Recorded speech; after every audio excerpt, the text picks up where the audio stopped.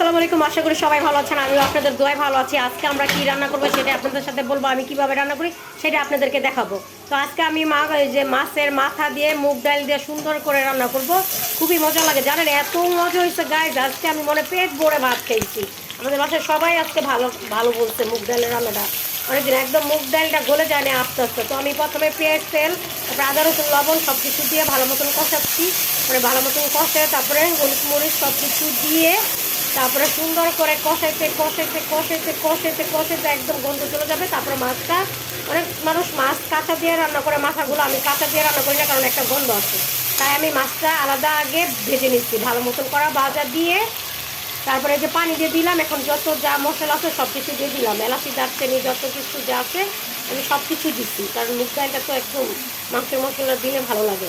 তো আমি এই যে মাংসের মশলা টশলা সব কিছু দিয়ে দিলাম, দিয়ে ভালো মতন কষাইয়ে কষাইতে কষাইতে কষাইতে কষাইতে যখন একদম আমার মশলাটা যত কষাবেন ততই মজা।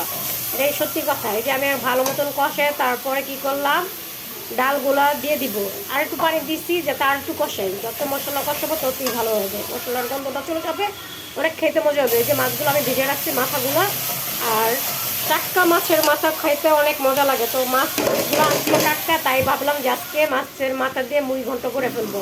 অনেক মানুষ মুড়ি ঘন্ট বলে, অনেক মানুষের ডাল দিয়ে মাছ, অনেক কিছু। যাই হোক, আমার ডালটা কষানো হয়ে গেছে, মাছগুলো দিয়ে আবার ভালো মতন কষাবো।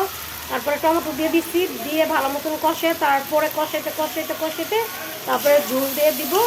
এই যে এখানে কষায় ভালো মতন কষাই। গাইস, আমি তো বলতেছি বয়সটা আমার এখনই লুন পরে মনে হচ্ছে যে আমি আবার খাবো। তো যাই হোক, যে কথা সে কাজ।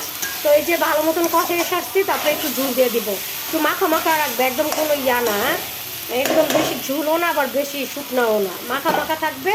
তারপরে এই যে এখন আমি ঝুলের পানি দিয়ে দিব, ঝুলের পানি দিয়ে সুন্দর করে ঝুলের পানি দিয়ে তারপরে কাঁচামরিচ দিয়ে দিব, ধনিয়া পাতা দিয়ে দিব, কারণ ধনিয়া পাতা ছাড়া আমাদের মাছের কারি রান্নাটাই হয় না, কারণ ধনিয়া পাতা দিতেই হয়, যেহেতু আমরা ধনিয়া পাতার লাভার।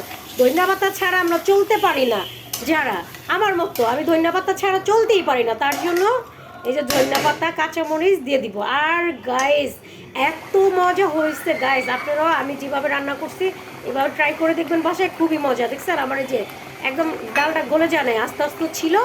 আর এখন আমি কাঁচামরিচ আর ধনিয়া পাতা দিয়ে দিব। আর ভিডিওটা যদি ভালো লাগে তাহলে লাইক, শেয়ার, সাবস্ক্রাইব করতে ভুলবেন না। আর আমি কীভাবে রান্না করছি এইভাবে যদি সেম আপনারা রান্না করতে চান তাহলে আমার রেসিপিটা ফলো করবেন। আর যদি না আমার মতো রান্না করতে না চান তাহলে রেসিপিটা ফলো করবেন না। কিন্তু গাইস, খুবই মজা ছিল, খুবই মজা ছিল, খুবই মজা ছিল। তো এই পর্যন্তই শেষ করলাম। ভালো থাকলে আবার নেক্সট ভিডিও কোনো কিছু আপনাদের মাঝে নিয়ে আসবো। তো আজকে এখান থেকে বিদায় দিলাম। ভালো থাকলে ভালো থাকবেন, সবাইকে আশেপাশে সবাইকে ভালো রাখবেন। আসসালামু আলাইকুম, ভালো থাকবেন, বাই বাই, টাটা।